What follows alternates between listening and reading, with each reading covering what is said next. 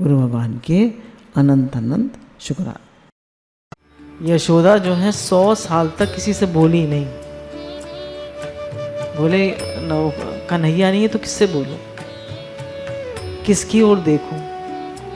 और वो अपने लिए कुछ बनाते भी नहीं थे, उनके घर में चूल्हा भी नहीं जलता था। जितने भी ब्रज के लोग थे वो उनके लिए खाना दे जाते थे, तो वो पा लेते थे। तो वो कहते थे कृष्ण नहीं तो क्या करें। अच्छा, गोपियाँ जो थी वो रोज़ मक्खन निकालती थी, रोज़ ब्रज को सजाया जाता था, रोज़ ब्रज में सब चूल्हे जलते थे कि अगर कृष्ण आ गए तो उन्हें दुख होगा। तो इसलिए वो रोज़ ब्रज को सजाते थे। जब उद्धव जी आए उन्होंने कहा यहाँ तो लग ही नहीं रहा कि कोई दुखी है, तो उन्होंने कहा नहीं। सब गोपियाँ उमंग से उनका इंतज़ार करती थी कि आ जाएंगे। जब शाम तक नहीं आते थे तो सुस्त होकर सो जाती थी, फिर दूसरे दिन इंतज़ार करती थी। तो अब गोपियाँ किसी की ओर नहीं देखती हैं, आँखों ने जवाब दे दिया है। काजल मिश्रित आंसू निकलने लगे। कोई काजल से आँखों में काजल लगाए तो जैसे काले काले आंसू हो जाते हैं ना, तो कैसे ऐसे काले काले आंसू गोपियों के निकल रहे हैं। बोले अब तो मरना ही है। रोते रोते आँखें उपत सी हो गई हैं, ख़राब सी हो गई हैं, पोंछ लें आँख। कह रहे हैं रोते रोते गोपियों की आँखें जो हैं ख़राब सी हो गई। जब से रोते रोते क्या होता है, आँखें सूज जाती हैं। नहीं सूज जाती, रोते रहें तो आँखें कैसी हो जाती है, सूजी सूजी। ऐसी गोपियों की आँखें सूजी सूजी हो रही हैं कृष्ण के लिए रोते रोते। पर आँख काहे को पोंछने लगी, एक बार देख तो लें भला, मरना तो है ही। अब गोपियाँ कह रही हैं कि आँखें क्यों पोंछें, एक बार कृष्ण को देख लें, मरना तो है ही। अभी हमें स्वीकार ही नहीं कर रहे तो मरना तो है ही, तो एक बार तो देख लें जी भर के कृष्ण को। मरने के पहले एक बार देख लें। तो मन में आया क्या मौन ही प्रेम है। अब गोपियाँ सोच रही हैं क्या मौन ही प्रेम है, क्या हमें बोलना नहीं चाहिए, क्या हम चुप ही रहे। अब तक मौन है, इतनी हम पढ़ गए बुक तो अब तक मौन है। अब सोच रही हैं क्या हम मौन ही रहे, बोले नहीं। अरे मौन ही प्रेम नहीं है, बोलना भी प्रेम। प्रेम को एक भाग में नहीं कर सकते। खिलाना प्रेम है तो भूखे रहना भी प्रेम है ना। उसका व्रत रखते हैं, करवा चौथ का भी रखते हैं ना पति के लिए, निर्जला एकादशी रखते हैं भगवान के लिए। खिलाना प्रेम है तो भूखे रहना भी प्रेम है। मीठा बोलना प्रेम है तो कभी कड़वा बोलना भी प्रेम है। प्रेम का स्वभाव बड़ा ठंडा है तो थोड़ा गर्म भी है। थोड़ा संयोग थोड़ा वियोग दोनों, थोड़ा रोना थोड़ा हंसना, प्रेम में दोनों चीज़ें होती हैं। प्रेम का स्वभाव अनिर्वचनीय होता है, उसको एक रूप में बांधा नहीं जा सकता। प्रेम में आप लोगों ने एक्सपीरियंस किया होगा दोनों होते हैं, तो भगवान के प्रेम में भी दोनों होते हैं। तो मौन ही प्रेम नहीं, मौन तो ज़रा दुख हो गया था, अब क्या करें। अब गोपियों का भगवान से अनुराग का रंग है।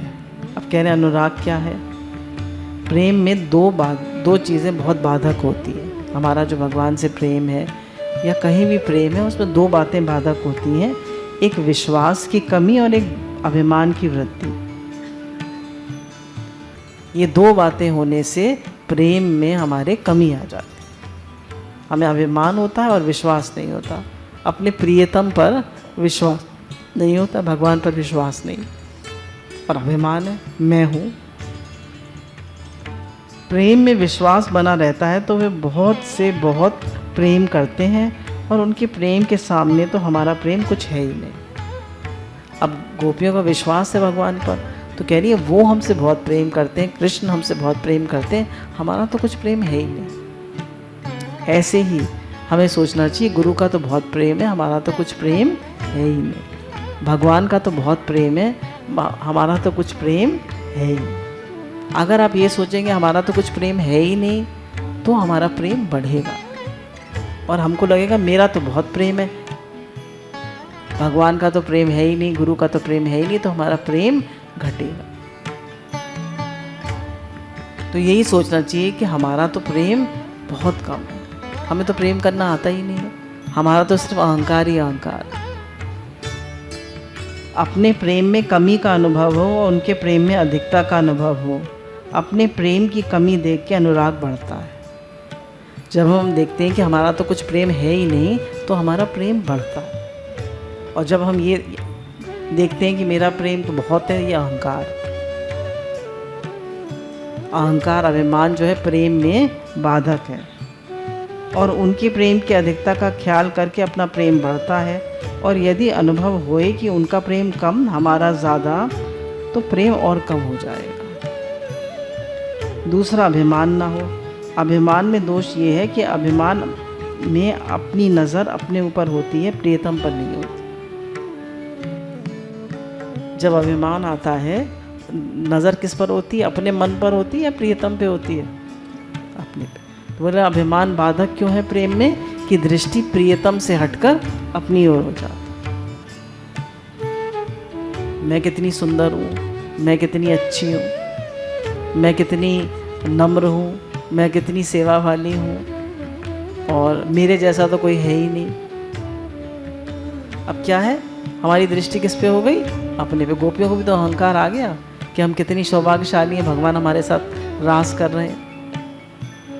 तो उनकी सारी दृष्टि अपने ऊपर चली गई।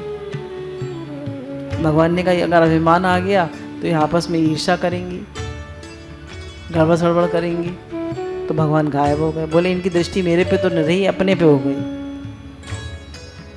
तो जैसी दृष्टि हमारी अपने पर हो जाती है, तो भगवान हमारे जीवन में से, हमारे मन में से गायब हो जाते हैं। जहाँ हम अपनी प्रशंसा चाहने लगते हैं, अपना मान चाहने लगते हैं, अपनी बड़ाई चाहने लगते हैं, वहीं भगवान लोप हो जाते हैं हमारे जीवन से।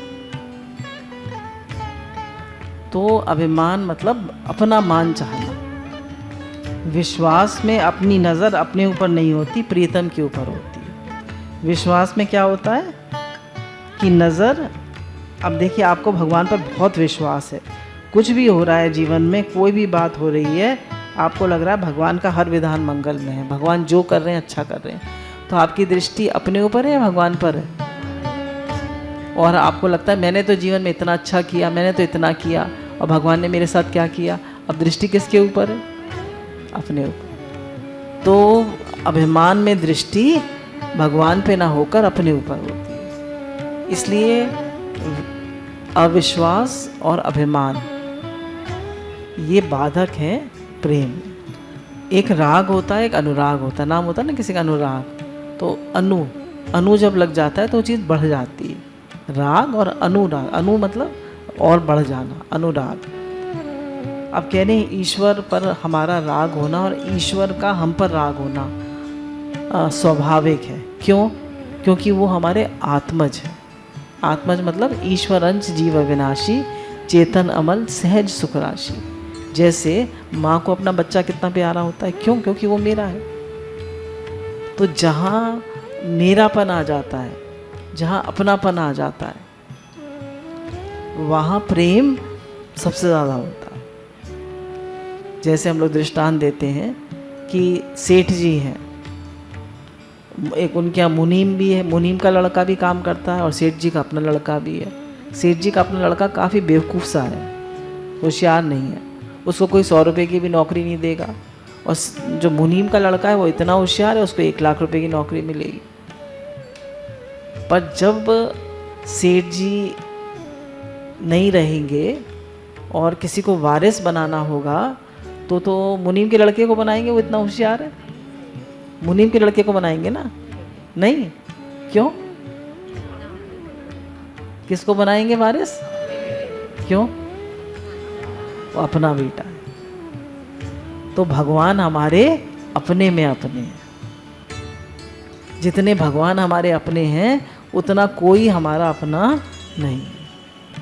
बोले हमारी आँख हमसे दूर है, हमारे कान हमसे दूर है, हमारा दिल हमसे दूर है, हमारी हर चीज़ हमसे दूर है। भगवान हमारे हमसे निकट से निकट है। वो हमारी आत्मा है, हमारी दिल की धड़कन है, वो हमारी श्वासें हैं, वो हमारी आँखों की ज्योति है, वो सब कुछ है। तो कह रहे हैं भगवान के प्रति अनुराग होना स्वाभाविक है। पर हमें क्यों नहीं भगवान का अनुराग फील होता? क्योंकि हमने जड़ता से संबंध मान लिया, क्योंकि हमने संसार से संबंध मान लिया। इसलिए हमें भगवान के प्रेम का अनुभव नहीं होता। उस राग के प्रति जो हमारा उनके प्रति राग है वह अनुराग है। गोपियों के मन में दोनों बातें हैं, संशय नहीं है। वे कहती हैं ऐसा नहीं है, चूंकि ये निष्ठुर भाषण करते हैं इसलिए हमारे प्रति इनका प्रेम नहीं है। अब कह रही है हमसे कड़वा बोल रहे हैं, बुरी तरह बोल रहे हैं, डांट रहे हैं, इसके मतलब ये नहीं है इनका प्रेम नहीं है। और हम क्या सोच लेते हैं, जरा डांट पड़ जाए तो प्रेम नहीं है। पर गोपियाँ ऐसा नहीं सोच रही हैं। वे कहती हैं इनके हृदय में हमारे प्रति राग तो बहुत है, क्योंकि राग ना होता तो रोज गौचारण से लौटते हुए हमको देखते हुए क्यों जाते। अब गोपियाँ पुरानी बातें याद कर रही हैं कि जब गौचारण से लौटते थे तो सब खड़े हो जाते थे। सब गोपियाँ जब भगवान घर से निकलते थे तो 8 साल की लड़की भी और 80 साल की बुढ़िया भी और बहू भी, तीनों जनरेशन्स भागती थी उन्हें देखने के लिए। लड़की भी, बहू भी और सास भी, सब भागते थे। तो उन्होंने कहा बहूरी तू क्यों जा रही है, घर का सब काम पड़ा है। तो उन्होंने कहा माँ जी आप तो काजल लगा के और चोटी बना के चल दी और ये बिटिया भी भाग गई, अब मैं क्यों रहूँगी, मैं भी जाऊँगी कन्हैया को देखने। सब पक्षी भी उड़ जाते थे, बंदर भी उनको देखने के लिए बैठ जाते थे। सब भगवान का इतना प्रेम था, इतना आकर्षण था कि सब उनको देखने जाते थे। और जब वो लौट कर आते थे वन से तो उनके जो बाल थे, उनके जो अलकाएँ थी, उन पर धूली जमी हुई होती थी, क्योंकि भाई गौओं को लेके जाते थे, पैदल पैदल चलते थे। उन्होंने एक बार मैया ने कहा कि तुझे पादुकाएं पहना दे, तू जो है जंगल में जाता है और तुझे कांटे चुभते होंगे, तुझे पादुकाएं पहना देते हैं। तो वो कहते हैं मैया पहले सब गैया मैया के लिए पादुकाएं बनाओ, तब मैं पादुकाएं पहनूंगा। गैया भी तो पैदल चलती है। तो कृष्ण का कितना प्रेम है देखिए, हर एक से, जीव मात्र से उनका प्रेम है। भगवान का हमसे बहुत प्रेम है, पर उनका दुख देना भी प्रेम है, उनका कष्ट देना भी प्रेम है। वो चाहते हैं जीव मेरी ओर देखे, मेरी ओर आए, इसलिए वो दुख देते हैं, मेरी तरफ देखे। हम उनकी तरफ देखते ही नहीं हैं, हम संसार में ही लगे रहते हैं। तो जड़ता से संबंध विच्छेद करने से ही हमारा भगवान से प्रेम बढ़ता है, क्योंकि हम संसार की तरफ ही देखते रहते हैं, हमारा सारा मन संसार में ही लगा रहता है।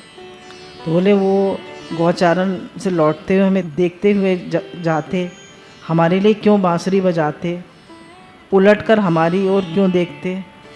बोले क्यों देखते हो उलट उलट के हमारी ओर, अगर उनका प्रेम ना होता। अब बातें याद कर रही हैं सब, जब कोई गुस्सा हो जाता है तो हम गुस्सा ही गुस्सा याद करते हैं, पुराना प्रेम सब भूल जाते हैं। अम्मा जी कहते थे कि खिलाए पिलाए का लाड़ किए का नाम नहीं, डांट दिए का नाम। इतना खिलाया पिलाया लाड़ किया, उसको तो सब भूल गए, और ज़रा सा डांट दिया बस उसको याद किया।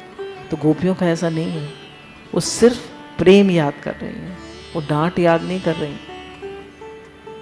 हमारे लिए बांसुरी क्यों बजाते, उलट कर हमारी ओर क्यों देखते, चीर हरण के समय हमारे साथ क्यों आते, हमसे छेड़छाड़ क्यों करते, फिर सखी ऐसा बोलते क्यों हैं। बोले ऐसे बोलते क्यों हैं, इतना ख़राब क्यों बोल रहे हैं, लौट जाओ लौट जाओ, जाओ जाओ यहाँ से क्यों कह रहे हैं।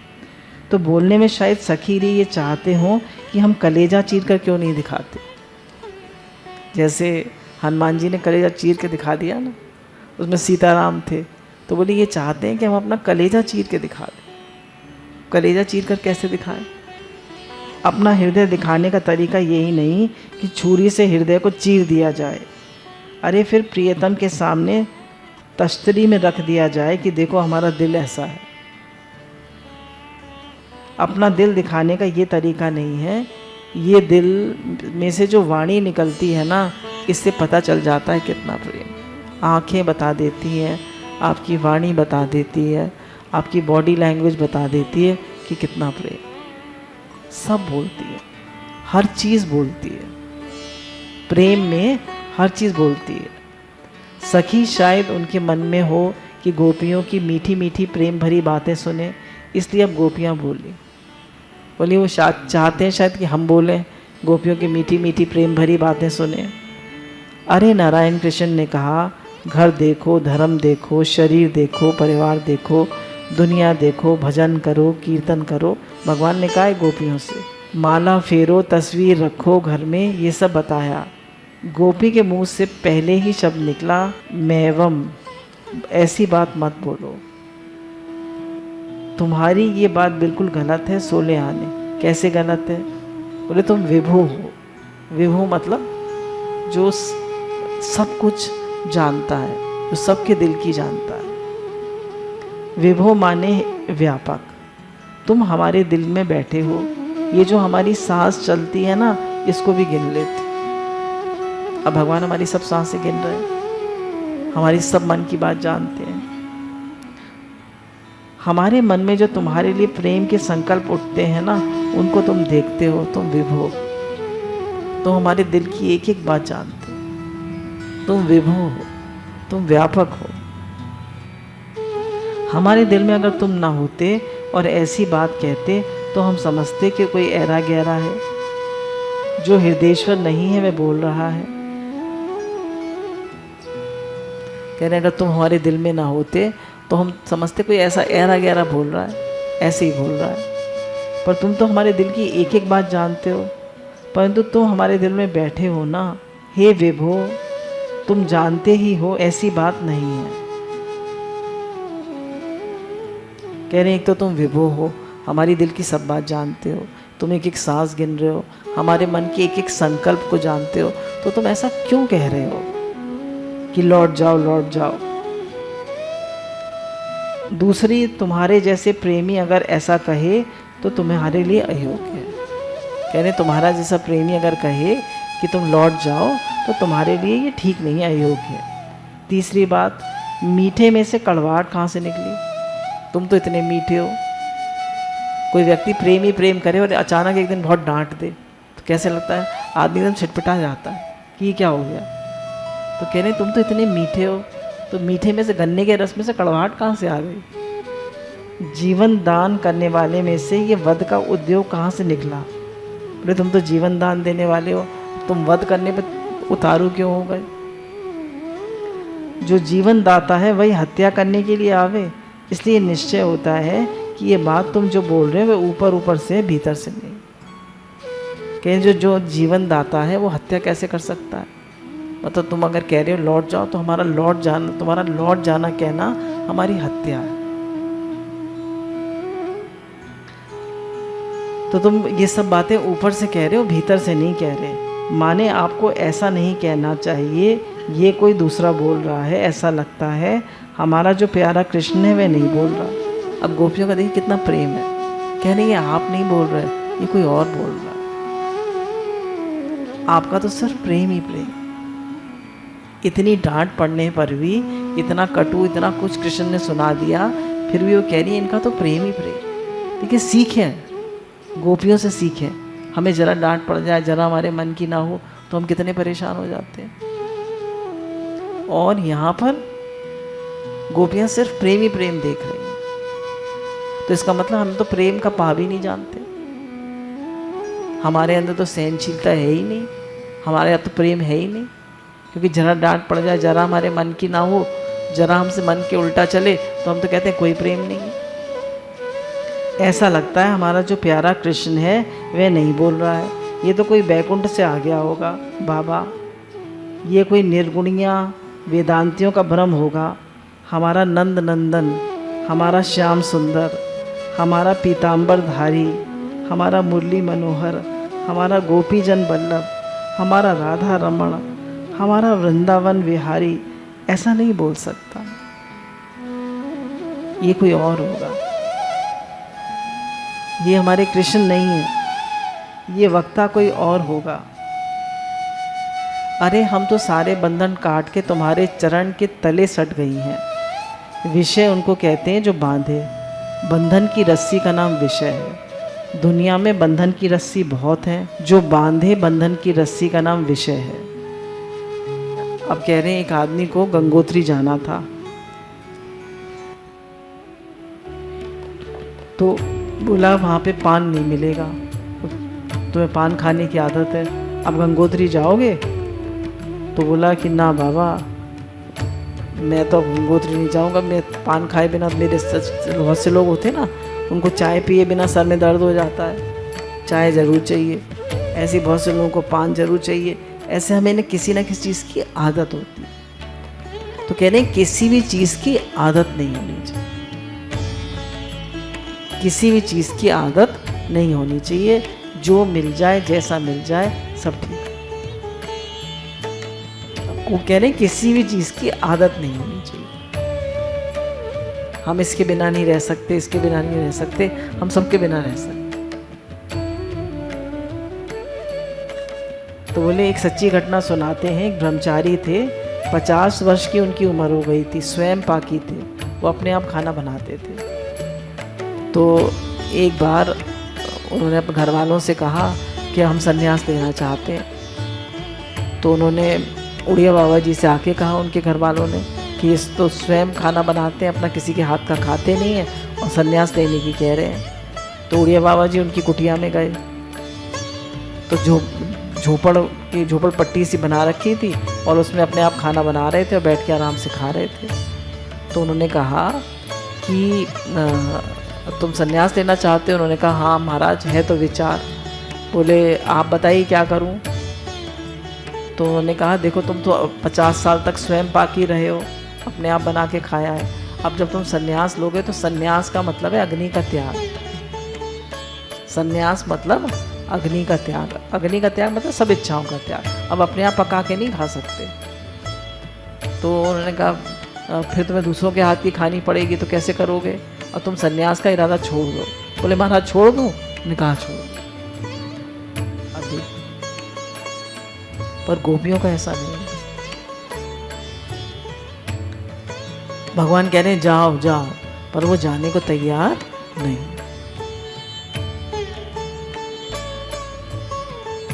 यो गोपियों ने साफ कह दिया, हम अपने सारे बंधन, सारे विषय भोग, सारे लोक परलोक छोड़कर जब तुम्हारे पास आई हैं, हम अपने अहम को दबाने के लिए आई हैं। आपको ये कठोर वचन शोभा नहीं देते। गुरु भगवान के अनंत अनंत शुक्राना।